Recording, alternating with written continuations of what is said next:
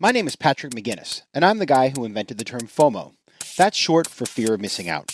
Today, FOMO is an epidemic, and it's changing us so much that it sort of feels like we're evolving into a new species. But FOMO doesn't have to take over your life. You can find the power to choose what you actually want and the courage to miss out on the rest.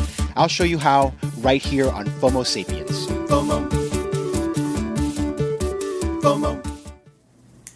Welcome to FOMO Sapiens, the show about finding the power to choose what you actually want in business and life and the courage to miss out on everything else.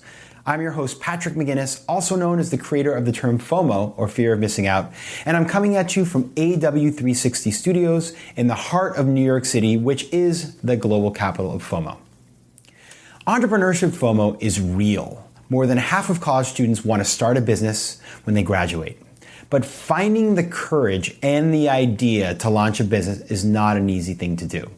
I wrote an entire book on the topic. It's called The 10% Entrepreneur. And in the book, I show you how to invest at least 10% of your time and, if possible, 10% of your money to start a business on the side. But how does this work in the real world? When you have limited time, you have limited money, and you must manage scarce resources in general.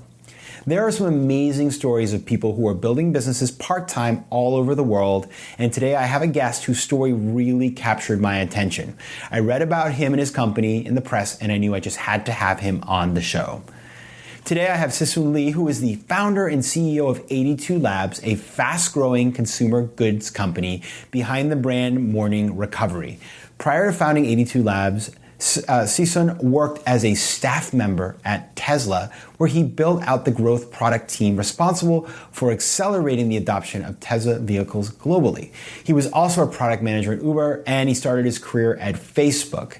Sisun holds a systems design engineering degree from the University of Waterloo out in Canada, which, if you haven't heard of it, is the ultimate place for smart Canadians to go to school.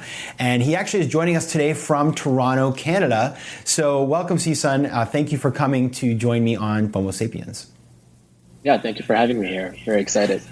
So your story really captured my attention. I'm really interested in what you're doing, and I'm excited to have you here. It's like sort of like having a celebrity on the show, given the amount of press you've had. But before we get going and you tell us about your incredible journey, I want to know from you the most important thing: what is giving you FOMO right now? It's probably more on the social side. Obviously, becoming an entrepreneur for the first time, 24/7 of my life is devoted into 82 Labs and making this business successful. So there's always exciting events with friends and family that I feel like I'm missing out. I think that's a big component of it. Yeah, I think I hear this a lot from entrepreneurs. So your answer, and every time I ask an entrepreneur what gives them FOMO, they may say, listen, I'm so busy, there's things I wish I could be doing in my business. But a lot of times what they say is, listen, I'm heads down, I'm fully focused on my business right now, and as a result, I don't have the time to spend with my friends or my family that I did in the past. So I completely understand your FOMO. Now, I'll tell you what doesn't give me FOMO, and that's when I found out that the average person in South Korea consumes 14 shots of liquor. I had sort of this anti-FOMO, like I really didn't want to miss out. I'd be happy to miss out on that, but at the same time, I love a good party. I think that, that sounds like people are having a pretty good time. So you went to South Korea, which is the place where you were born. You went and visited a couple years ago, and it kind of changed your life. What happened in South Korea besides apparently a lot of shots that transformed who you are as a person today? Oh, sure. My trip to Korea sort of roots back to how this whole business and idea actually came from. But it wasn't so pivotal in a sense that, I took what I've learned in Korea and that changed my life immediately, but it definitely planted a seed at the back of my head that a couple of years later, it's something that I thought about and actually implemented, which was there's a sort of an absurd and very unique drinking culture there. People essentially drink a lot and they drink very often. And it's not just associated with social. A lot of the drinking actually happens professionally. So you would go there, and any kind of new business partners you meet, before you sign any deals or negotiate or do any kind of business deals, you actually meet up and you get wasted. And so that's very common. And so I grew up in Korea, but I never lived there as an adult. And so for me to go back a couple of years ago, my goal was to really experience what the locals experience. And so I got a good sense of that nightlife and also how business is done and how everything was associated with drinking. And definitely from that experience, I was hungover too many times. And it also turned out that thankfully there was already a big innovation around cures around this that the locals would always recommend me. And so that's when this whole idea of preventing, recovering from hangover, liver detox was really planted at the back of my head. And what are they drinking? Is this shoju? Is this? I really want to understand because I really want to go to Korea, but I don't necessarily want to, wake up every morning with a huge hangover. What are people drinking? Oh, it's definitely soju, Okay. hands down. Yeah. Okay, but so you had this insight, you come back to the States, and then you embarked on this really kind of epic journey where you did all kinds of hacks. I mean, you were working full time, and on the side you're doing things like you're hiring people on Fiverr to get you started. You're actually creating a prototype. You're drinking so much to test it that you ended up in the hospital with sort of like a palpitating heart. Like, what were the steps you took when you got back from that trip that took you from, okay, this is a cool idea, this is interesting, like there is a need for this, to actually sort of having a product out there that worked? Yeah, and even that distinction of sort of moving on from curiosity to working on a side project and eventually working on this as a full-time business is very blurry. And so the early Why? days Because of all the shoju, or just because? because that too. But it was sort of it was a spectrum. I never woke up one day and said, I'm going to work on this as a project. I'm going to make money. I'm going to build a company. It was very sequential. And so the early day was, I was frustrated as a consumer that similar products didn't exist in the States and I just wanted them. And so I just brought a bunch of these brands from Korea over to US, to my home. And, I remember this was back in early 2017 and I was just using it for my own usage. But I had way too many of these products. And so I started giving them out to friends and family. And they were sort of the perfect gift. If you think about it, they were sort of packaged in this small glass bottles. It's not labeled in English. And I would go around explaining what it is. And it's almost like a magic elixir. So it was sort of a fun conversation. There was nothing more to it. But naturally, I would get feedback from friends and family that tried it, which was sort of universally, people loved it, had great feedback, and they were asking the same questions that I had, which was, how does it work? And no one in Korea could also explain to me at a very scientific level. It was sort of like energy drink in a sense that it was sort of universally accepted. It was everywhere. Very few people questioned it. And so, I got very curious. My friends in America were asking me, well, how does it actually work? Sure, I feel better, but why? And I wanted to know that question too. And so I think that's when I sort of got very curious and I wanted to dig into it. And the first step was very simple. I just started Googling the core ingredients. And so it turns out that a lot of these Korean drinks are rooted off of this herb called Hobania dulcis, which is also known as the Japanese raisin tree, which also grows in Korea and other parts of Eastern China. And so I started searching into that. And it turns out there's a flavonoid within this herb that you can extract called DHM. And then that's how I stumbled across animal studies that was conducted by doctors at UCLA that sort of showed and proved that it actually had an effect on sort of detoxing the liver and thus sort of helping you eliminate the pains of alcohol, the next day. And so that was the early days. Then out of curiosity, I reached out to those doctors. Next thing you know, I'm working with those doctors. They're actually our co-founder, sits on our scientific advisory board. And, fast forward 12 months, we're chatting here with us running a team full of 20 people. So it was definitely crazy. And there's definitely lots of pieces there, but that's how it got started. And did you find as you were launching this, you had this great idea, you put together, it's quite astounding what you've done, especially given the fact that you were working on it part-time. You, as we discussed before, you were a 10% entrepreneur, as I like to call it. You were doing this on the side. How did you manage to do so much? I mean, you developed a product. You just said that you put together an advisory board. I was reading some of your writing that you went from sort of the first phase of the business, you generate $1 million in 3 months. How did you manage to do all these things while, I mean, it's not like you're a slouch. You worked at Uber, Facebook, and Tesla. Like you're clearly a bright guy, but those are all pretty demanding places to work. How did you manage to do these things working in such a demanding job? Yeah, I mean, I think at the end of the day, when we look at a product or service, I think the most important thing is how big of a demand there is. And so for us, in the very early days, that's all I wanted to evaluate. How many people like this? And so when the curiosity became full-time, sort of a part-time research, to the point where I wonder would people actually buy this in the States? I just created a website to see how many people would sign up for this potential launch of a product. And it was a lot more than I anticipated. And then, we then launched on Product Hunt for sample giveaways, which then we got over 20,000 subscribers. And so there are things that I did that actually didn't take a lot of time, but I wanted to evaluate if there was actual demand. And, these things, like you said, with 10% of your time, you can evaluate it. It's really just talking to your customers, asking them what they think. And in this case, we sort of found this problem, which was hangovers. And by all measurement, sort of economic data, it was a big problem. And if you consider that 2/3 of the U.S. beverage market by sales is alcohol, people consume a lot of alcohol. The self-reported sort of productivity loss from hangover the next day is something like 150, 200 billion.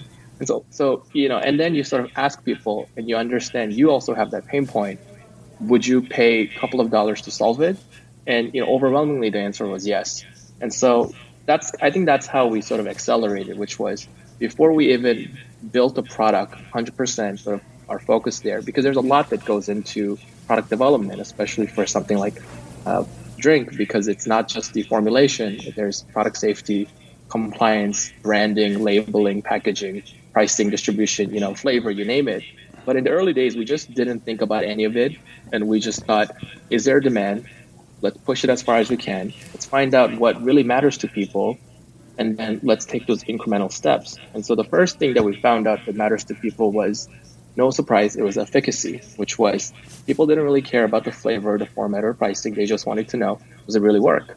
And so the first thing that we did with Dr. Liang, who is one of the doctors that I mentioned that we sort of saw on Google, was to build a sample and give to them. And our early sample was a white powder, right? There was no, it wasn't packaged nicely. It looks like anthrax. You can't mail it. It looked like some kind of drugs. And so I can't give to strangers, but I can give to friends and family. I can take it myself. And so, these things, they don't take that much time. We're not building a real product. We're essentially taking an MVP of it, which is the core ingredient. And then we wanted to get their feedback. Did it work? Did you like it? Would you buy it again? Or not again, would you buy it if this was priced and packaged nicely? And so that's how we started to grow. And for us to say we made $1 million in 3 months, that doesn't account for these early side project days. It's once the side project days grew into the point where we handed out hundreds of samples, many of them in the powder format. Later, we diluted in water because a lot of the strangers found it too skeptical, and we added some flavoring.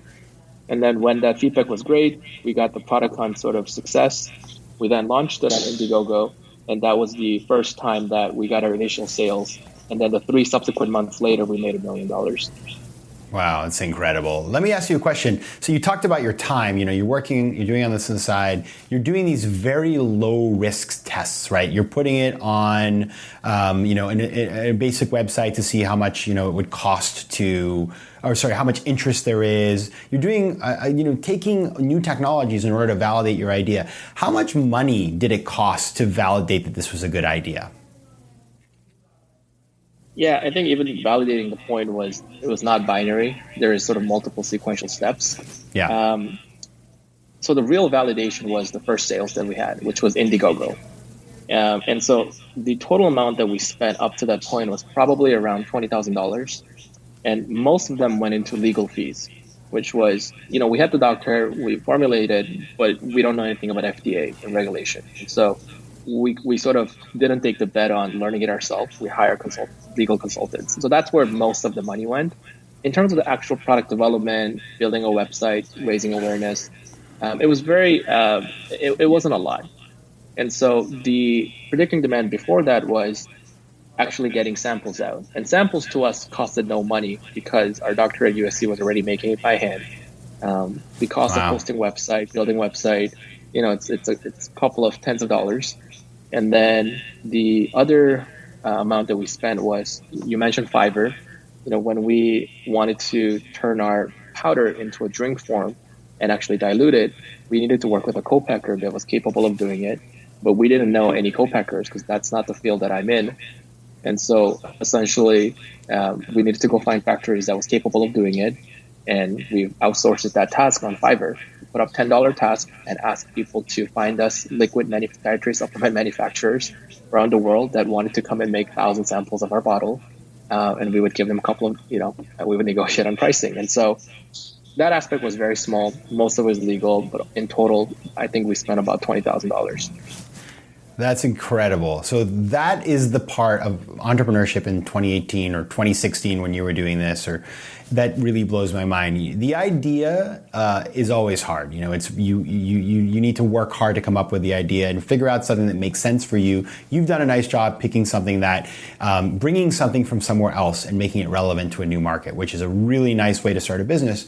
But what I love about this, and I think it's really important for anybody who wants to start a business to pay attention to, is that yes, it did take some time, but the financial part was not a huge barrier. Yes, you had to invest $20,000, but a lot of that was into the legal part of it. The actual product development, figuring out how to make a product and get people to try it and see if it worked in the real world, was insignificant. Building the website, testing whether or not people were looking for this, not a lot of money. Going to Product Hunt, that's free.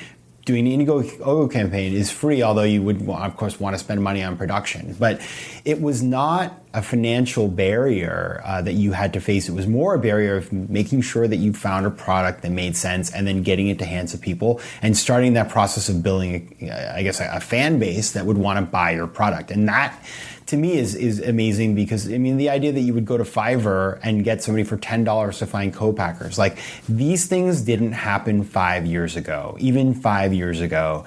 And so this is such a modern story of entrepreneurship. It's like, to me, this is, there are people like you, Sisun, all over the world. And many have not attained your level of success, but you are leading this tribe of people who are doing things in such a sustainable way. It's very inspiring to those of us who, aspire to build a business someday. And I think it's go ahead. That's a great infrastructure that we have, right? I don't think 5 years ago, without Fiverr, without Product Hunt, we could have done this. And the amazing thing that I'm seeing is that I come from the software world, where starting a decade ago, building internet businesses became really easy because you could be a nomad. All you needed was a laptop and fast internet service, which is accessible in every cafe around the world, and you can just start coding. And I think that's much more difficult in many of the more infrastructure-heavy businesses. But what was really fascinating, that thing that I learned was, again, I never wanted to build a beverage business. It sort of happened organically as we found demand and we found interest in it. But if you were to ask me before I did this, I would have thought improving the value proposition of a beverage business would be so hard. Like, where do you even begin? How do you make a beverage? It sounds like there's a lot of money involved. It's not like I can just open up my laptop and code. But it actually turns out there's a lot of these infrastructure that allows even a beverage entrepreneur to get going almost as easily as the software. There are co-packers out there that would make this for you. You don't need the production costs if you have Indiegogo to pre-order and sort of crowdfund your way out there. And then the other element is to get your idea out there. There's things like Product Hunt, website, Facebook. And so it was definitely fascinating. Along the way, I've learned a lot and realized without this infrastructure, if I had to do it all by myself, more than likely, I would not have done this. Right? It would have been very difficult for me to establish the demand and certain level of calculated risk that I felt good jumping all board.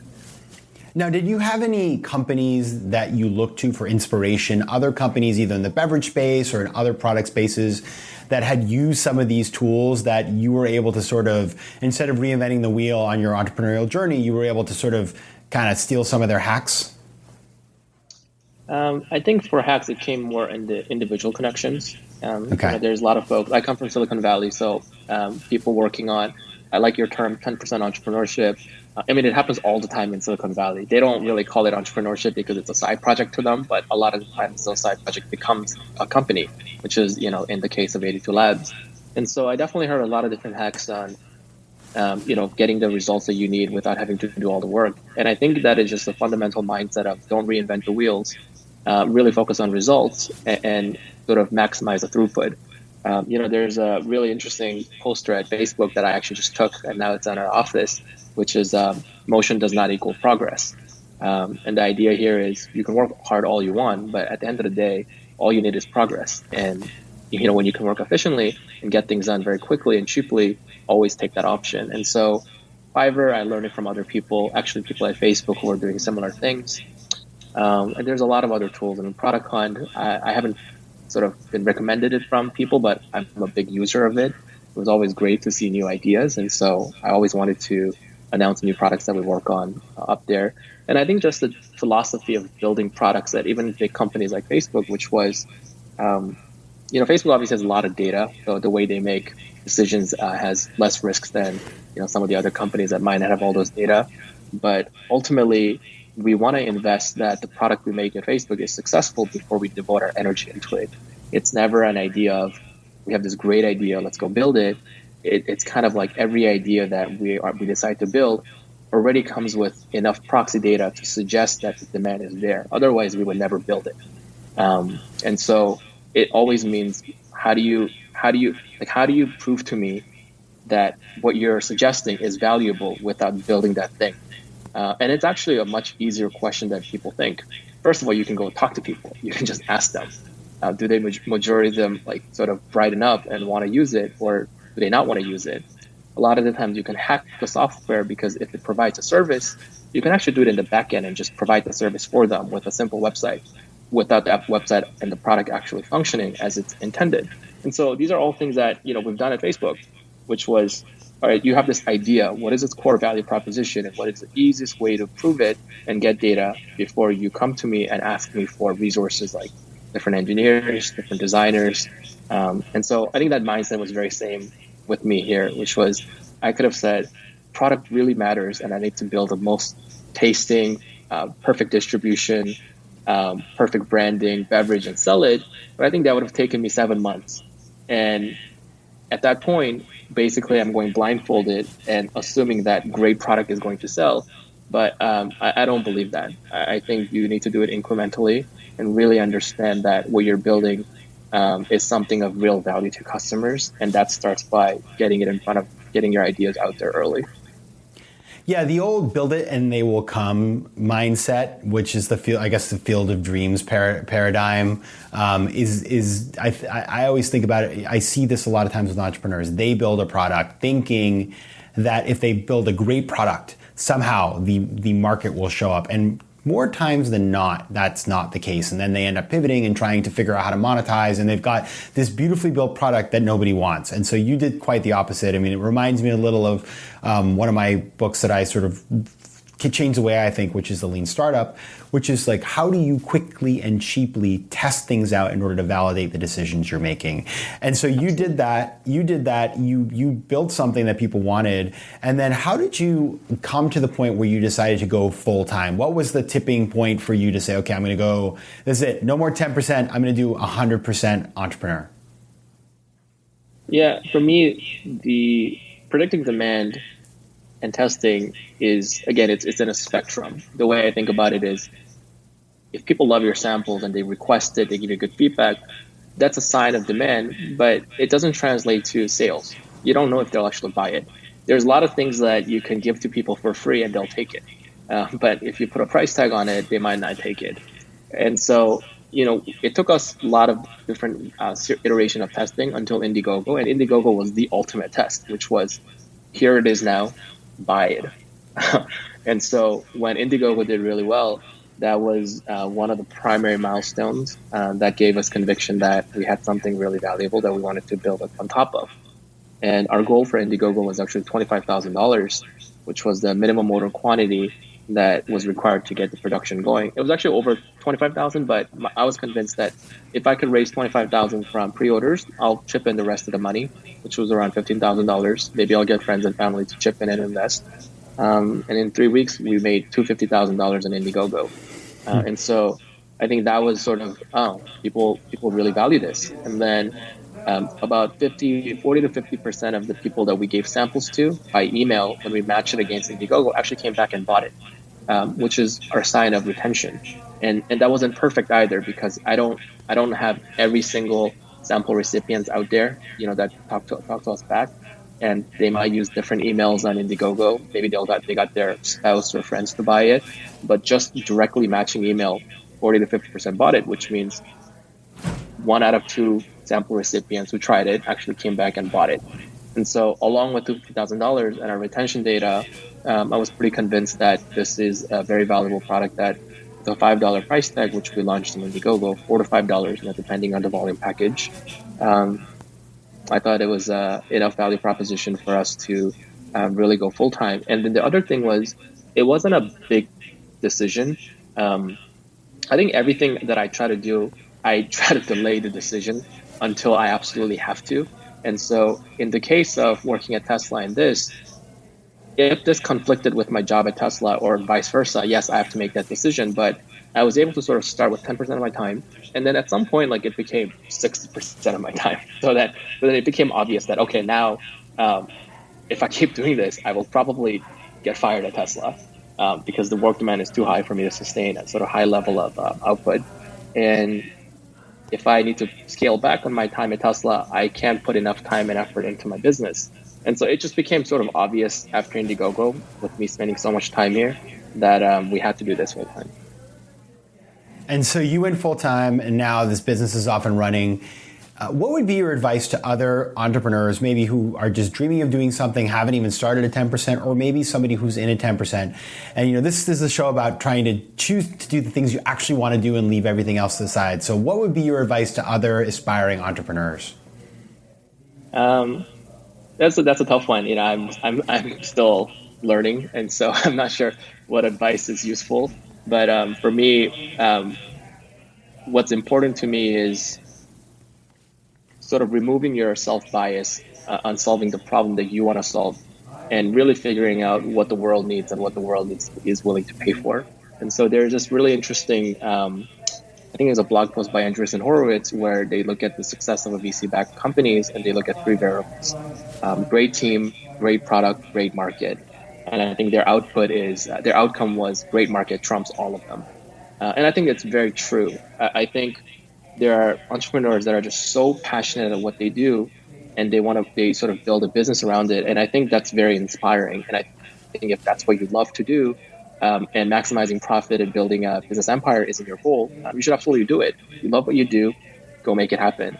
But for other people that are looking for opportunities to build a business around and looking for ideas, I think it's just really, really important that you don't get caught up on what you think is a good idea, but rather really understand, what does the market need? What are the problems that people are willing to pay for, and spend their time acquiring that product? Because I think once you have that pull, your life just becomes so much easier. There's a difference of building a product that people don't want at this moment and then convincing them to buy, versus just solving their pain problem.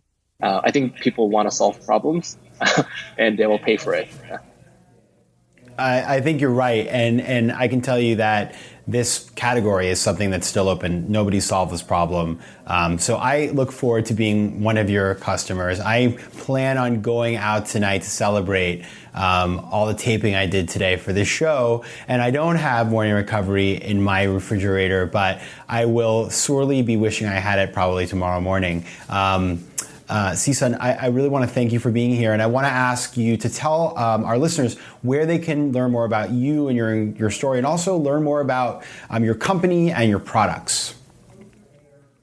Yeah, so our company and product, its best location is our website. So that's morningrecoverydrink.com. And not really much on myself, but we've been blogging about our journey. And so if you type morning recovery, a lot of the press articles, a lot of it is just direct quotes from us sharing our story. We have a Medium page where we blogged about how we made $1 million in 3 months and how our community helped us build our brand from an idea into a 33 million valuation company in 1 year. And so that was us just like sharing our journey. And a lot of it is what we talked about today. Yeah, and I encourage you, everybody, to check out the website. The story, we got into a lot of it today, but it really is, these stories are, it seems impossible to look back at it. And, you obviously come from a really strong background. Technically, you've worked at great companies, but the things that you've done, many of those things are things that a lot of other people could do as they seek to build a business. And maybe they won't build a business that's valued over $30 million in just a year, but I can tell you that if you follow some of these steps, you can certainly build a business that could have a lot of potential. So with that, I want to encourage everybody to check out my website, patrickmcginnis.com, where you can find a lot more about FOMO Sapiens, find out how to become a 10% entrepreneur, which if you are inspired by Sisun's story, could be the right path for you to start your entrepreneurial journey. And keep on checking out FOMO Sapiens. You can find us all over the place, including on iTunes, where if you are so inspired, I'd love to have you subscribe, give me 5 stars, and leave a rating. And so I hope this conversation has inspired you to consider entrepreneurship in your life, starting part-time. And until next time, give it a try and take care of yourself. Thanks.